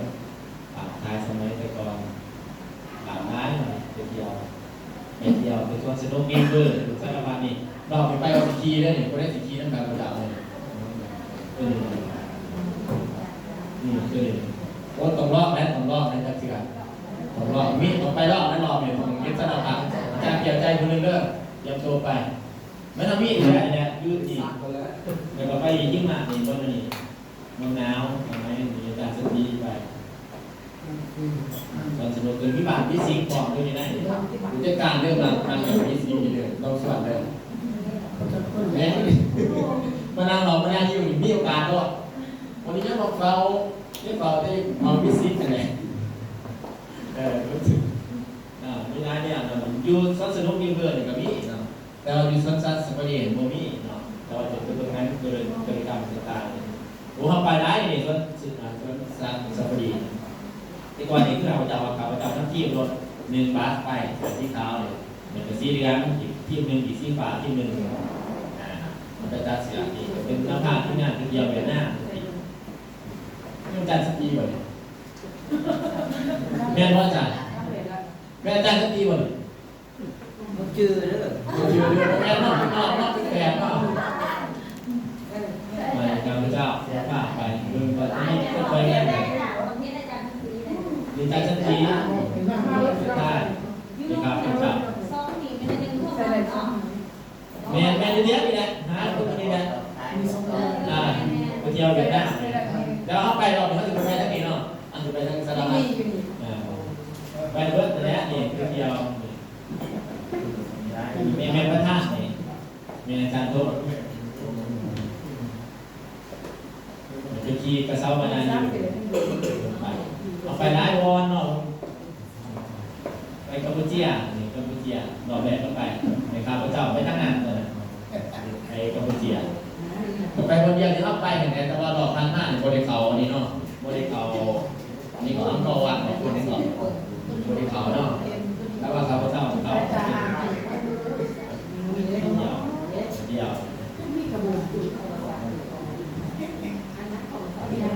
วไปเที่ยวบริเขาเนาะบริเขาเนาะคนเดินไปครับนั่นไปเที่ยวถือว่าพวกการเที่ยวมีร้านนะเนาะเดือนที่5ไปเที่ยวทะเลเดือนที่6เวียดนามเดือนต่อไปไม่มีจีนมีฮ่องกงมีคอยว่ากันไปเนาะสำหรับภาคนั้นอีกขึ้นประธานก็เป็นไปมันหมายถึงปี2ปี3ผ่านต่างๆเนาะขั้นตอนต่อไปก่อนเป็นคณะผู้บริหารต่อไปก็เป็นสมาชิกเป็นทีมงานหน่อยนะเตรียมตัวไปต้องกันข้าพเจ้าว่าปีหน้าซ้อมทุกร้านก็เที่ยวเห็นได้แต่ว่าต้องมีซ้อมเที่ยวไทยไปก่อนต้องเที่ยวไทยไปก่อนเตรียมตัวหลายอย่างนารักมันจะไปแล้วอยู่ในบริษัทนี่เดียวเขาเห็นนารักนี่เลยไปแล้วมีเป็นประธานไปมันต้องไปเกี่ยวเรื่องวีซ่าทั้งใบแล้วก็เรื่องเงินใบบัญชีใบแต่ว่าบริษัทเราเปิดไปกับธนาคารอินโดจีนเห็นบอกเขามีบัญชีธนาคารอินโดจีนบอกมันจะยากเลยเงินค่าจำเกี่ยว แรกก็คือเว้นมาหลายตัวตัวละ ตัวนี้ยังธนาคาร มันจริงมันจัง เอาธนาคารจะให้เปิดไปเดี๋ยว จะเปิดต่อจะเปิด เนี่ยเปิดปกติเขาก็ใส่กันสนั่นต่อเลย ใส่มันจะเว้นหาย ใส่ตองใส่แอปเพียง มันจะเว้นหายยังมันไม่ได้ เขาให้ไปเอาธนาคารเขาให้ไป ห เอา มายถึงว่าธนาคารเขาต้องขอวีซ่าเขาบอกเพื่อนนักกฎเนาะเพื่อว่าเขาไปขอวีซ่าเขาใส่อันนี้ของธนาคารใดในการขอวีซ่าการไปเที่ยวต่างประเทศเป้าหมายนะ แล้วต้องใส่ลงที่ว่าเอาตามปกติจะโดนเงินไทยในการเปิดเป็นยังไงก็ดีกันถึงกับธนาคารนั่นแหละแต่ว่าหมายถึงว่าเขาจะไปเที่ยวต่างประเทศได้แล้วนี่มันต้องมีสเตทเมนต์ต้องหมายว่าสเตทเมนต์ของธนาคารอาจจะเป็นธนาคารอื่นก็ได้เบิดในการเคลื่อนไหวนะแต่ว่าตอนนี้จะบอกว่าคุณได้มีเงินมีข้ามกับเคลื่อนไหวเขาก็ได้เพื่อให้ผู้เวลาไปขอเอกสารข้อต่างๆมันกสิพันง่ายนะก็ต้องไปเที่ยว เรียกว่าข้างบนเนี่ย ที่ของพวกเป็นสิ่งหน้าอันนี้เขาเข้าใจคนในการไปเที่ยวประเทศอื่นที่ต้องไปขอวีซ่าเลยเบียร์ไทยกัมพูชาบริขอวีซ่าแต่ว่าก็โปรโมชั่นที่เรามีก็จะมีฮ่องกงมีจีนมีเกาหลีต่างๆมันจะมีแต่วันนี้ส่วนของธนาคารกับของทำกับธนาคารตื่นมากเลยมีก็เรื่องโค้ดเนอร์เข้าหมู่โค้ดไปหนองที่โก้พานแล้วเจ้าเอกสารเซอร์ลูกต้นโก้พานนี่ก็ถือว่าโจ๊กไหนโดยมากกับซอยบ่ได้เด้อตัวนี้ย้ำลืมไปบ่ได้นี่ทรัพย์สินต่างๆทายโอนในบัญชีไปหมดมันไหนได้หลายตามเงื่อนไขตั้งแต่ประเทศเพื่อประทานไปนะก็ไม่เกินไปวีซ่านี่เป็นการไปโดยเฉพาะข้างนอกไปเขาก็ต้องไปในนามบริษัททั่วประเทศไทยก็มีร้านขั้นตอนไปอีกว่าเวลาไปถึงยุ่นถึงนั้นก็ต้องไปถึงสุวรรณภูมิอยู่ประเทศไทยนะโมเมนต์เขาเสียไปในทั่วล่าโดยตรงมันเคยล่าโดยตรงยังบอกคนล่าไปเดียวแต่จริงแบบนึงจะถือว่าในนามมันเป็นคนยุดนะแต่ว่าตัวยากเราเนาะมุสาเท่ากับกรรมประกันในไหนต่างๆเนาะนี่เขาบอกในการไปเที่ยวประกาศเนาะตัวนี้ก็คือเอามาเดือดปัจจัยเนาะไอ้ห้องปัจจัยเป็นเทน้อยในการเพื่อกับกองบอกใหม่เนาะในการมาเบิ้ลมานี่สามระดับในการขายนะขายธรรมดาเนาะขายผลหักของสินค้าโดยตรงนักขายระดับกลางเนาะขายความต้องการของลูกค้าขายผลประโยชน์ทางธุรกิจนักขายระดับสูงขายโดยที่บ่ต้องขาย เรื่องนี้ถ้าต่างทำไม งงบ่เรื่องงงกันไปเรื่อยๆบ่เรื่องงงนักขายปกติก็มีได้ระดับนั่นแหละทางตอนต้องแบ่งกันนักขายธรรมดาขายคนทำของสินค้าคนทำของสินค้าเป็นยังไงคนทำของกาแฟใบเย็นเป็นยังยินดีตัวมุกตัวตาเนาะก็ว่าจะสำนักไปคนทำของคุยกับเกษตรนาโนเป็นยังใส่กาแฟง่ามปรับปรุงดิน เป็นในผลผลิตเพิ่มขึ้นนี่เกินมาผลนะมีขึ้นมานักขายธรรมดานักขายรับการขายความต้องการของลูกค้าขายผลประโยชน์ทางธุรกิจมันก็สิบอกลูกเดินไปอีกเวลาบอกกันเนาะขายตัวบอหรือว่าสิขายได้คนร่วมกันถ้าจะใส่ปุ๋ยตัวนี้ปุ๋ยต่อเกษตรนาโนไปจากเดิมจะเคยได้10 ต้นจะได้เพิ่มเป็น15 ต้น16 ต้นคิดว่าดีบ่แบบนี้คนฟังเกิดความนั้นบอกว่าใส่กาแฟกับงามหมากตึงหมากเต้งเป็นนักบินซีดีแต่ก็ยังรู้ได้บอกแต่ว่าเรื่องมันมีจิตตาวิทยาต่อไปในการขายราคาได้รับสูงขายโดยที่ไม่ต้องขายตัวนี้เป็นขันสูงเลยขายโดยที่ไม่ต้องขายบริหารโดยที่ต้องบริหารส่วนโดยที่ไม่ต้องส่วนนี่ก็คือเป็นคอร์สขันไปอีกในการขายคือมันจะมีครบอยู่ในคอร์ส STP ครับมีตามขันไว้ฝึกไปที่การขายว่าการขายมันบอกยากเราไม่ได้เราต้องพูดแต่สิบอกยังไงนับแต่ท่านับแต่การเรียนการเดียวการถามคำถามคือเหมือนว่าเราคุยกับเสียงท่านโน้ไปดีไหนใส่ตรงคนนั้นนี้เราใส่ดีแต่ใส่โน้ตเสียงเนี่ยนี่การขายอะไรบอกการขายได้เพียงแต่ว่าไปอยู่ในขั้นตอนในการเป็นนักขายเราซื้อใช้แม่ซื้อเอาแม่ใส่ดีมันจริงๆมันที่3ที่10มันอยู่แล้วเนาะมันอยู่ในคอร์สของเราในการนี้ยังมีรายละเอียดจ่อลึกมันมีในคอร์สต่อไปเนาะมีตัวเกี่ยวตัวเฮียเริ่มต้นการเป็นนักธุรกิจก็คือเอาง่ายๆเลยให้คือยางเดียวยาสิเป็นตัวสื่อตัวขายเด็ดขาดยางเดียวหรอกบางคนกับบริตัวหรอกการจะมาบอกเกินจริงบอกแต่เกินจริงเดี๋ยวบ่ได้เขาโง่มากอย่าเรียกว่าดูค่าโมมีผู้ใดโง่เชื่อบ่โมมีผู้ใดโง่เขาสลาดนี่กันฉะนั้นก็คือถ้าอยากเป็นนักธุรกิจที่ดีอยากเป็นนักขายที่ดีได้ต้องเริ่มต้นจากตัวเจ้าของเองเนาะคือเขาจะไปให้ประโยชน์ผู้อื่นเอาประโยชน์ไปให้ผู้อื่นประโยชน์แบบใดเขามีปุ๋ยเก่าเกษตรนาโนดีให้พาเขาได้ใส่จะเห็นผลผลิตเขาเพิ่มขึ้นเมนูเนี่ยถ้าเขาสีดปุ๋ยเก่าเกษตรนาโนผลผลิตก็จะเพิ่มขึ้นถ้าเพิ่มขึ้นได้สั้นเขาขายเขาได้ก็ได้บอกว่าเขามีอยู่มีกินแม่บอกดีบอกแบบนี้เขาคือตะเบิกต้นเนี่ยดีเลยอ่ะดีแบบนี้เรากาแฟเขามีกาแฟดีเขาพอสบายเขาได้กินซ่อมหนึ่ง2 ซ่อมแล้วคือสีมีเรืองนี่เนี่ยแล้วก็คือสีมีความสุขแบบนี้นะเขาคงรู้สึกเดียวแต่มันจะเกิดขึ้นไม่ได้เพราะมันซื้ออีกนอกจากเขาได้ใส่เองมาก่อนปุ๋ยมาใส่ให้กับสวนนั่นเองดีว่าอย่างนี้พี่น้องดีว่ากาแฟ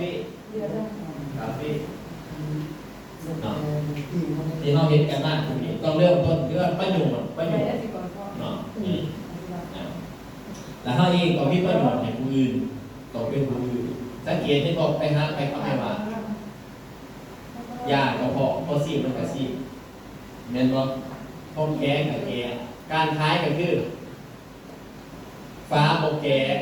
ยังซอกโบแก่ใจโบเปิดซอกเปิดใจเปิดกระสอบเปิดใจ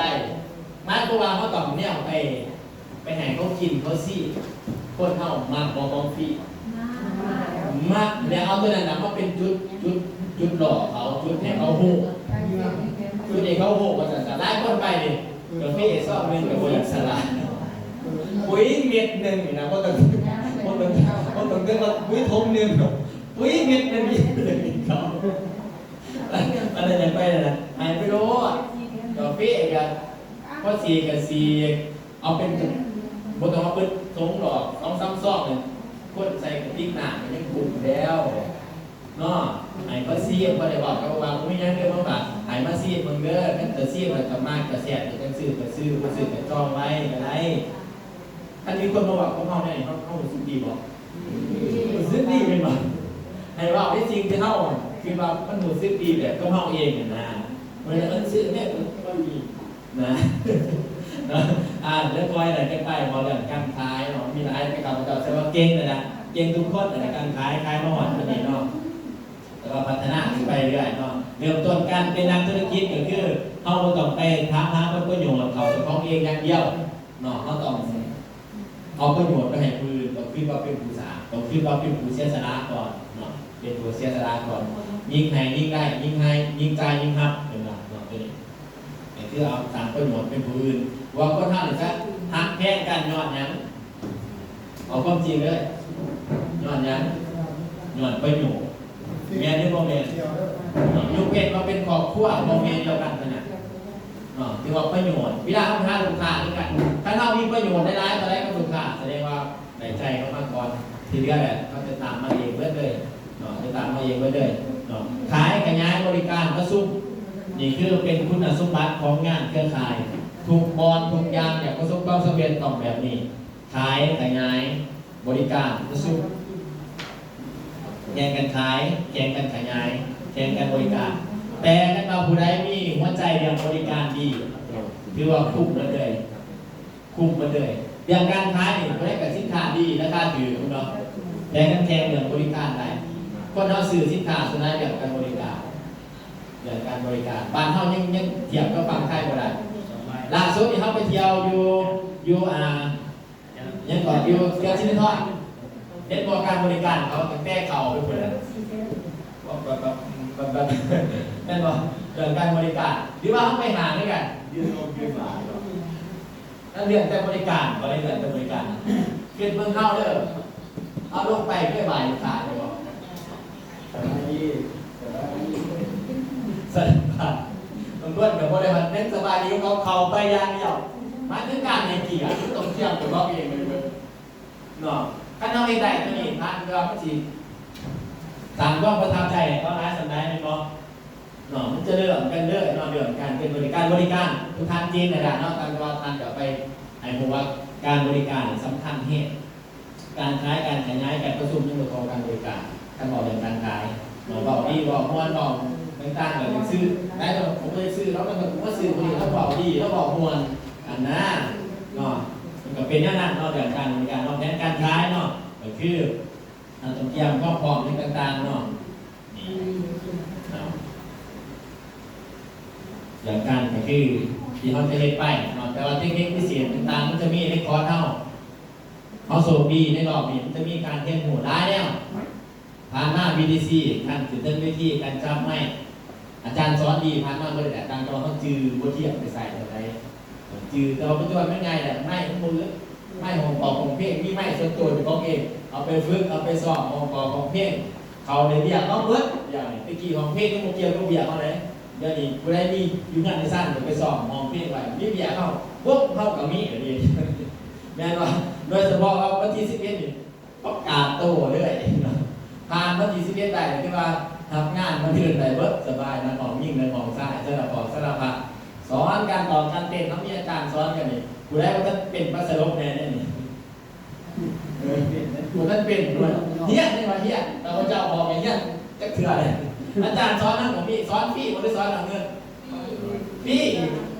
เฮียตอนนี้สร้างหอดมีโอกาสดูว่าเขาจะเห็นเป็นระบบงานจะมีการจัดกันวัดสรุปสาวสิงห์ร้องตาตัวใหญ่บนรถเพื่อว่าทานเป็นแบบคนอยู่บ้านก็สิแปลกใจอยู่บ้านก็เป็นอย่างนี้มากนี่เขาเก่งมากเลยแสดงว่าบริษัทนี่พัฒนาดียันโหดีมันก็ได้เป็นคนประโยชน์กองทุกทางเนาะคืออย่างที่เฮาจะได้เห็นกันเนาะอย่างที่11ครับพระเจ้าที่ตื่นเต้นอยู่ได้อย่างที่11ถึงมาหอดอยากให้หอดมืออื่นอยู่ด้วย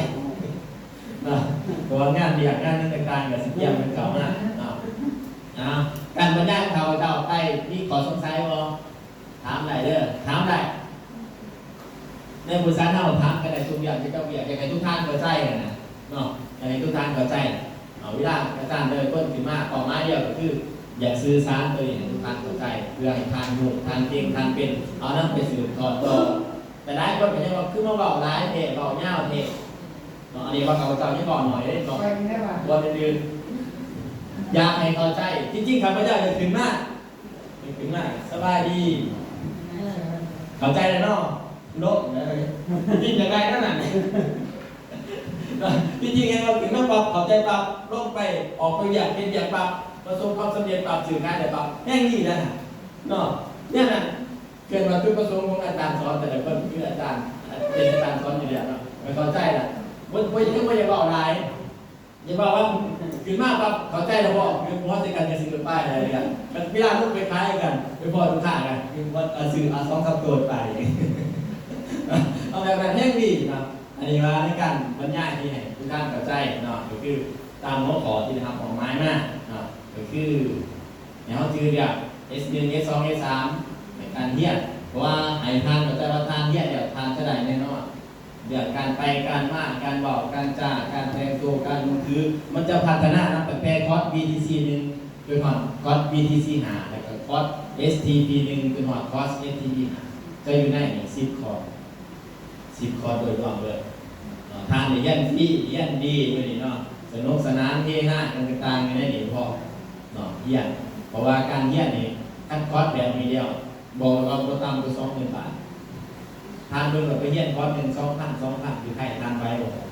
โมไว้บอกวิ่งไม่ได้ไปหรอกเสื้อนี่โมเป็นสีเดียเยี่ยนขนาดคุณบอกอันนี้เยี่ยนกับเยี่ยนพี่อยู่เดีย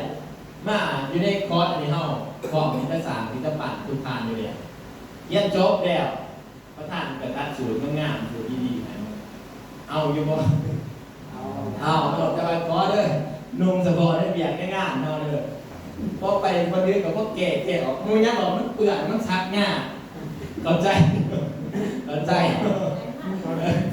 โดยเฉพาะที่ล่าสุดเหมือนว่ากระชัยลงถามลานมาเป็นอันนี้ข้อห้องน้ำกันก็คงเป็นกฎเป็นยังหรอกก็ไอ้ห้องออกสารเยอะตอนมาเทียบตัวมันจะตื่นเนาะผมยังหรอกพี่ยังกับพระเจ้าแล้วเองจบก้อนปั๊มกับพระเจ้าเอาไปใส่หันไปสิเปื่อนรักษาภูมิใจและสู้เป็นหน้าเลยเนาะขนาดเป็นสู้ตัวนี้มากโอ้ผมมีที่เอาไปใส่โซเชียลมาลำเหลือผมมีใกล้ยูสันใกล้เนสผมใกล้เนสใกล้เนสประธานนี่พอประธานนี่ฝากมากหรือว่าไปใส่นมเก็บมัดคุณมัดเย็บกับเพี้ยเนาะเอาเป็นสูตรเป็นงานโลดถ้าผมมีอยากมีงานเกี่ยวกับเบียร์เอาบริษัทไว้ยังของเขาเจ้ากันก็บริษัทให้เขาบริษัทมากกับลุงก็เสือให้เขาบริษัทกันไปเนาะกูเมื่อนี่ก็บริษัทลุงเสือแต่ก็ไม่เห็นตัว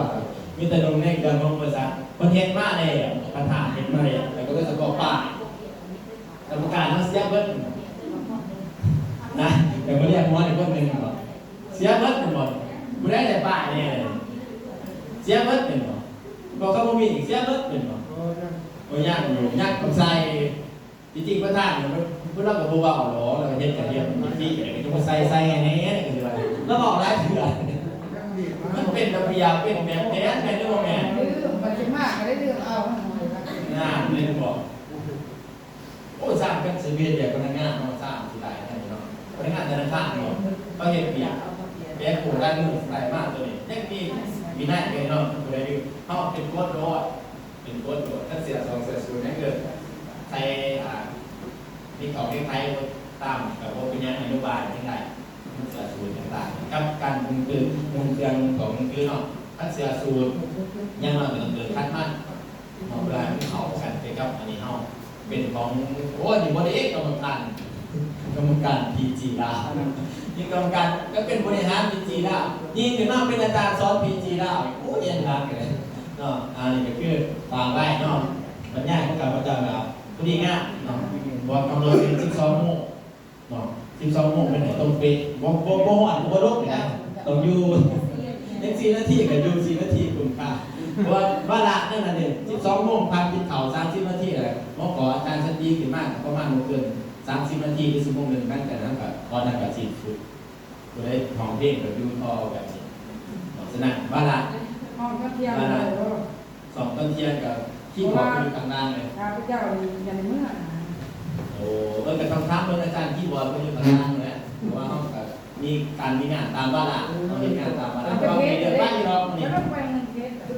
โอเคเดี๋ยวเธอเด็กกับเทศได้กันไปแล้วมันเป็นของเฮาอยู่แล้วเนาะเพราะว่าคือคอร์สเฮาการประชุมเฮามันเพราะว่าทุกท่านต่อไปต้องเป็นอย่างนี้แหละทุกท่านเบิ่งอาจารย์หลายคนไปอันนั้นคนไปทานก็ต้องขึ้นมาเลยอันนั้นคนไปทานก็ต้องมีที่ขึ้นมาบอกว่าง่ายเลยอาจจะไม่ได้ว่าเรื่องของกรอบอย่างนี้หรอกแต่อาจจะบอกอย่างคุย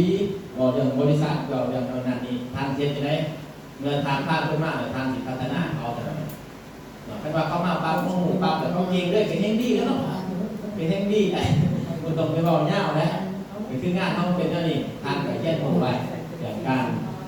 ารสื่อสารการถ่ายทอดหนึ่งท่านมาเป็นอาจารย์ปัญญาเนาะก็แถมใหม่ด้วยหนึ่งเดือนคอร์ส BTC ที่ผ่านมาเนาะที่เราเคยเรียนอาจารย์ปัญญาเขามีพื้นฐานกันเลยแหละเพียงแต่ว่าแต่งเติมเสริมสร้างกันเสริมสร้างเรื่องการบอกกันว่าเรื่องการซื้อของซื้อไม้เรื่องการเป็นคนละเรื่องเรื่องการเยี่ยนเรื่องการยืนการยามพัฒนาเฉพาะเองไปเรื่อยๆมีคอร์สแต่ละคอร์สตอนจริงๆอาจารย์โลกมีเราขึ้นไปถือมาแล้วผู้ได้มากไปแย่งหัวมันเจือตัววงของรวมอ่านที่ซื้อนี่ผู้ได้ความเข้าใจว่าเนี่ยเอาไปเห็นได้ว่าขั้นตอนเป็นยังขั้นตอนเป็นยังไงมีระบบเปิดตามปั้นส่งเสริมพัฒนาศึกษาในคนหนึ่งมากนะครับแบบว่าเขาตามระบบนี้ขั้นเขาแล้วนี่คือเขาเขาส่งเสริมเขาเป็นแบบเขาอย่างผมต้องไปบอกยังเขาเป็นผู้สื่อไงเขาสื่อไป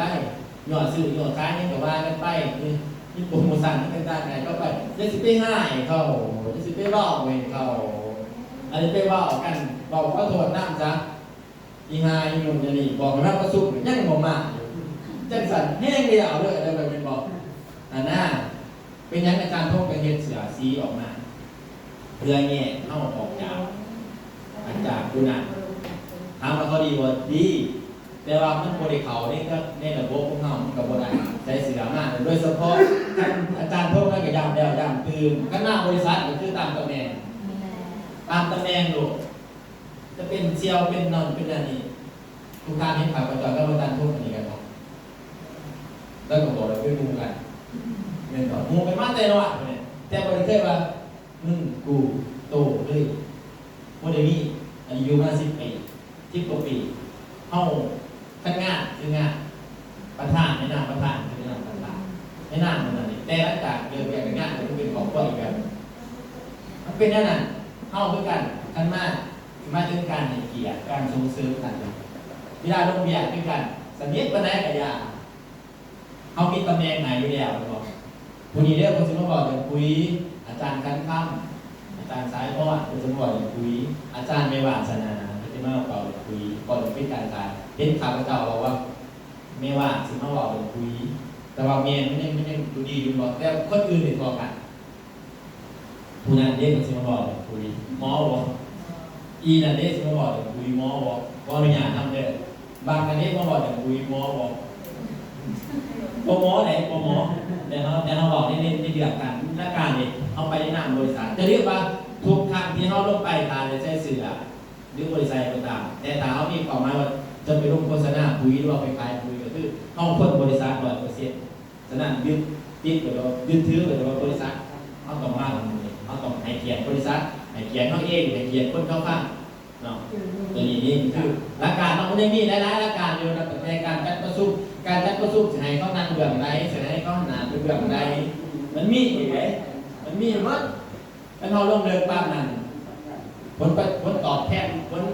ลของการประชุมของการสิเกียรติประสิทธิภาพเนาะมีถามมาขอหลักการ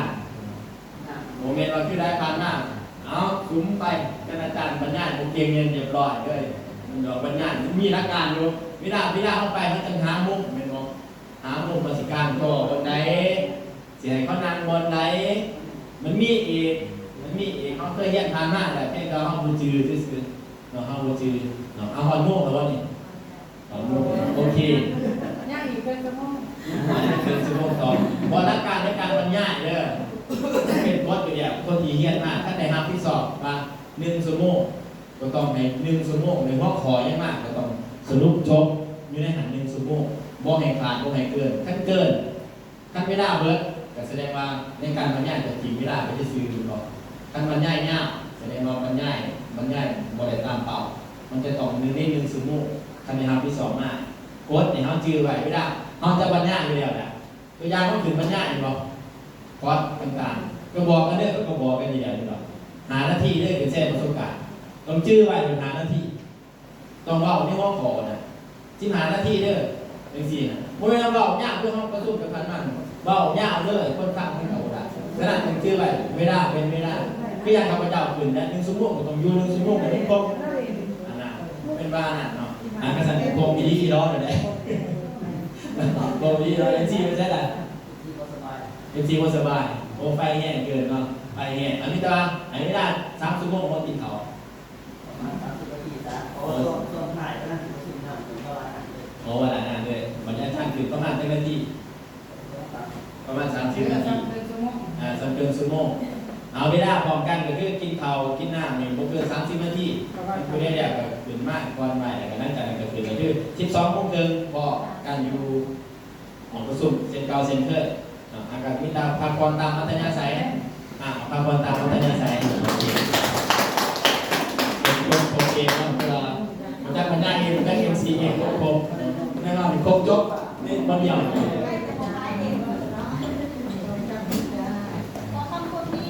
เจ้าเจ้าเจ้าเจ้าเจ้าเจ้า เราที่ว่าอาจารย์ก็เราว่าบอกว่าแข่งกัน โอ้มาเลยชาวอเมริกา อันนั้นสักคน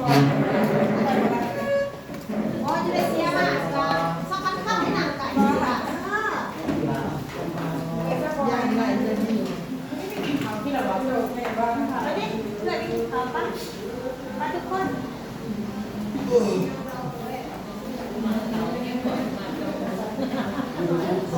กินขาวเลย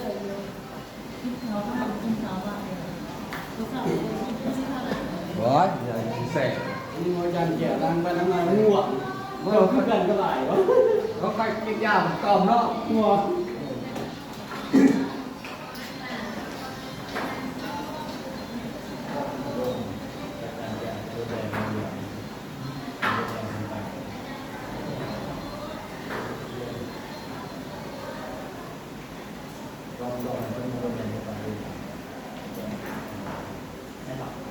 ตอนรอพรุ่งนี้อาจารย์ต้องมาแสดงเข้าไปด้วย ไม่เสร็จ เจ้าตั้ง เดี๋ยวเรื่องนี้คือเรื่องตัวตั้งเนี่ยเรื่องชื่อนี่เดี๋ยวตัวชื่อว่าแค่ไหนไม่เนี่ยไม่แค่มาแสดงไปเขา10 บาทเนี่ย10 บาทเขากินต่อไม้นั่นที่ว่าถึงก็ทั้งของการกสิกรรมเลยคือแต่เขาบอกมีทั้งเรื่องคือแต่เขาหรือว่าเขาเสนอเนี่ยยังไง เสนอบาทไหมบาทเขาจะถ้าเขาเสนอเวลาเขาโทรเขาบาทเอาปัดเสียนี่ใช่บาท จะมอง เนี่ยรู้จะบอกเขาบาทบาท เขาจะมอง เขาดูซิขึ้นมาเขาดูมีโรงพยาบาลอ่ะเอา วันที่มือนี่หาจอดถึงที่จุดเนาะที่เขาตัด มันเป็นเรื่องของการ เดียวมัน แต่พูดถึงเลย มันคือนี่หาจอดแล้วก็เวลาห้องอันนี้ห้องตอนที่คือสิ่งที่ใส่แบบนี้ มันเป็นน้ำตาลของตอนนี้เราเป็นตัว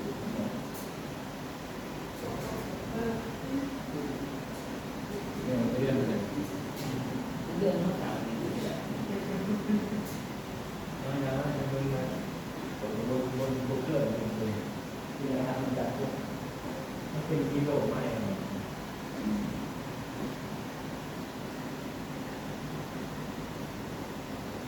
ข้อมูลไม่เปลี่ยนไม่ได้